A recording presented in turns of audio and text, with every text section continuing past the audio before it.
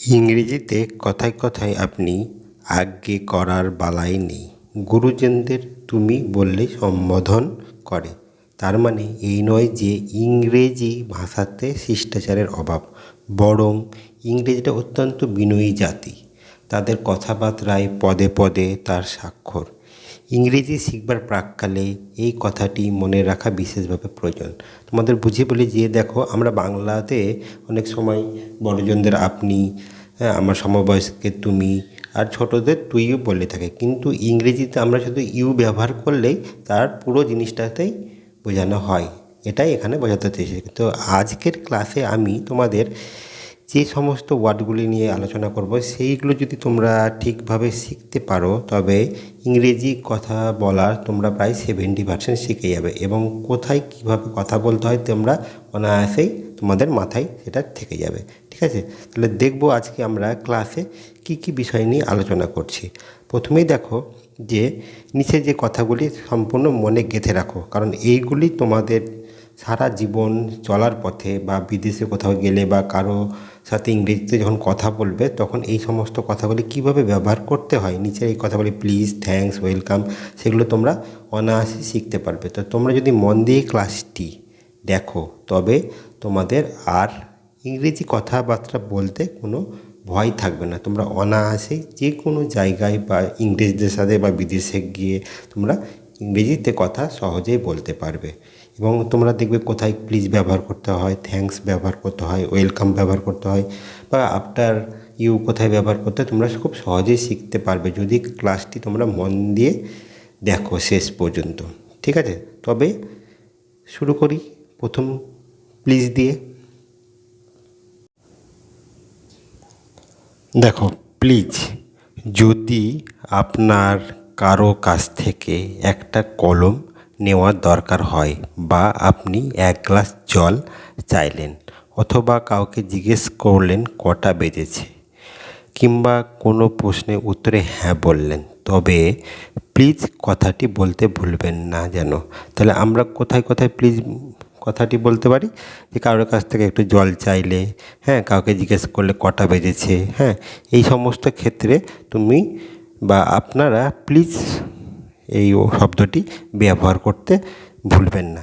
অন্য কোনো শব্দ না ব্যবহার করে কেবলমাত্র প্লিজ প্লিজ বললেও চলবে। ঠিক আছে, অন্য কোনো শব্দ ব্যবহার করার দরকার নেই। যদি প্লিজ বলো সেটাও তোমরা চলতে পারবে। আপনার মনের ভাব লোকে সহজেই বুঝতে পারবে যে আপনি কি বলতে চাইছেন বা আপনি কতটা নম্র ভদ্র। অপরপক্ষে প্লিজ না বললে অভদ্রতা প্রকাশ করা হবে। ঠিক আছে, আপনাকে যদি কেউ হেল্প করলো, যে কটা বেজেছে সেটা যদি বলে দিল, এবং সেই সময় আপনি কি করলেন, তাকে প্লিজ বললেন না, হ্যাঁ, তাহলে আপনাকে ওই ভদ্রলোকটি যে আপনাকে সহযোগিতা করলো বা সাহায্য করলো ভাববে যে আপনি একটা অভদ্র। ঠিক আছে, আপনার মধ্যে কোনো শিষ্টাচার নাই। কেমন? দেখো, এবার বাংলাতে আমরা সাধারণত বলি কেমনভাবে, দেখো, যে আপনার কলমটা একটু দিন তো, এইভাবে বলি না? এক গ্লাস জল খাবো, হ্যাঁ, তারপরে দেখো কটা বাজে, ঠিক আছে খেয়ে নেব। এবার এগুলো এইভাবে আমরা তো বাংলায় বলি। কিন্তু যদি আপনি এই বাক্যগুলো হুবহু অনুবাদ করে বলেন, যে ধরুন আপনি শুধু ইংরেজিতে শব্দগুলির বাংলা মানে জানেন বা বাংলাগুলোর আপনি ইংরেজি মানে জানেন, এবং আপনি সেইভাবে যদি সেন্টেন্স বলেন যে give me your pen, give me a glass of water, হ্যাঁ, হোয়াট ইজ দ্য টাইম, বা ইয়েস আই উইল ড্রিঙ্ক, যদি এইভাবে হুবহু বাংলার মতো করে বলেন, তাহলে অপরপক্ষে যে থাকবে বা তা তাহলে ইংরেজরা সহজে, বা আপনার অপরপক্ষে যে থাকবে সে সহজে জেনে যাবে যে আপনি হয় অভদ্র বা কোনো বিদেশি, যে ইংরেজদের আদব কায়দা জানে না, যে কিভাবে কথা বলতে হয় সেটা ইংরেজিতে, সেটা আপনার জানা নেই। ওরা সহজেই বুঝতে পেরে যাবে যে আপনি একটা অজ্ঞ, ইংরেজিতে কাঁচা। আপনার সম্বন্ধে ওদের বিরূপ ধারণা হবে না যদি আপনি উপরোক্ত বাক্যগুলোর বদলে বলেন, যেমন এগুলো ব্যবহার না করে আপনি যদি এইভাবে বলেন, ইওর পেন প্লিজ, হ্যাঁ, এ glass of water please, time please, তাহলে কোনো সমস্যা হবে না। যদি আপনি এইভাবে বলেন তাহলে আপনার অপরজন বুঝে যাবে যে আপনি ইংরেজিতে কথাবার্তা জানেন না বা ইংরেজি জানেন না। আবার যদি আপনি এইভাবে বলেন তাহলে কোনো সমস্যা হবে না, যে your pen please, a glass of water please, time please, কেমন?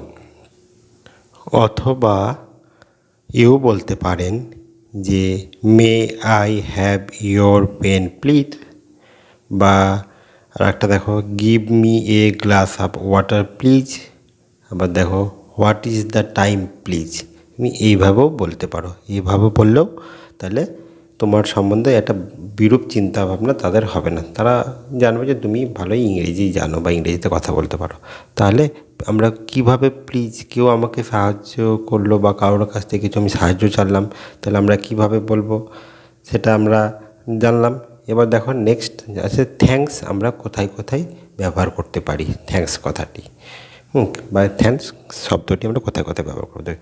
যদি কেউ আপনার জন্য নিত্যই মানে একটু সাহায্য করেছে বা সামান্য একটু কাজ করে দেয় বা সাহায্য করে, যেমন কি, যে দেখো কটা বেজেছে বলা, বা বাড়ির ঠিকানা জানিয়ে দেওয়া। কাউকে জিজ্ঞেস করলেন যে কোথাও গেছেন, কোনো বাড়ির অ্যাড্রেস আপনি বুঝতে পারছেন না, কাউকে জিজ্ঞেস করলেন, হ্যাঁ, বা কটা বেজেছে বলা বা বাড়ির ঠিকানা জানিয়ে দেওয়া। তবে তাকে থ্যাঙ্কস বলতে ভুলবেন না। হয়তো আপনি জিজ্ঞেস করলেন যে অমুক বাড়িটা কোথায়, আপনাকে সে জানিয়ে দিল, হ্যাঁ, তো তৎক্ষণাৎ আপনি তাকে বলবেন থ্যাংক ইউ, ঠিক আছে, যেন বলতে ভুল না হয় এই সমস্ত কথা। আপনি থ্যাঙ্কসও বলতে পারেন, থ্যাংক ইউর পরিবর্তে আপনি থ্যাঙ্কসও বলতে পারেন, কেমন? তারা যদি কৃতজ্ঞতা প্রকাশ করার এতই যথেষ্ট বলে মনে না হয়, তবে বলতে পারেন যে many many thanks. Thank you বলেও যদি আপনার মনে যে আমাকে ঠিকভাবে ওকে বলা হলো না, তাহলে আপনি এইভাবে বলতে পারেন যে মেনি মেনি থ্যাঙ্কস বা থ্যাংক ইউ ভেরি মাচ, কেমন? তাহলে থ্যাঙ্কসের ব্যবহার আমরা এভাবে করতে পারি, হয় থ্যাংক ইউ বা থ্যাঙ্কস বলে, বা তাতেও যদি মন না ভরে তাহলে মেনি মেনি থ্যাঙ্কস বলতে পারেন বা থ্যাংক ইউ ভেরি মাচও বলতে পারেন, কেমন?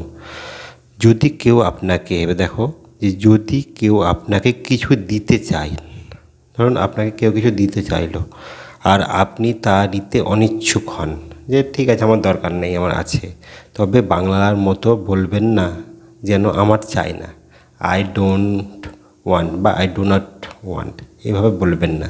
আপনি কি বলবেন? No thanks. আপনাকে হয়তো কেউ একটা চকলেট দিল, খান, আপনি বললেন না আমি খাবো না বা আমার চাই না, তাহলে আই ডোন্ট ওয়ান্ট এই ধরনের বলবেন না, বাংলার মতো বলবেন নো থ্যাঙ্কস, ঠিক আছে? এই কথাটি বলতে হবে। তাহলে দেখো যে আজকে আমরা প্লিজ এবং থ্যাঙ্কস সম্বন্ধে জানলাম। পরবর্তী ক্লাসে বাকিগুলো জানবো। বাকিগুলো একটু ছোট আছে, কারণ একসাথে যদি সম্পূর্ণ ক্লাস করি তাহলে তোমাদের বুঝতে একটু অসুবিধা হতে পারে। তাহলে আজকের ক্লাসটা এই পর্যন্তই। নেক্সট ক্লাসে আমরা তোমাদের বাকিটুকু করাবো। তাহলে আজকের মতো টাটা।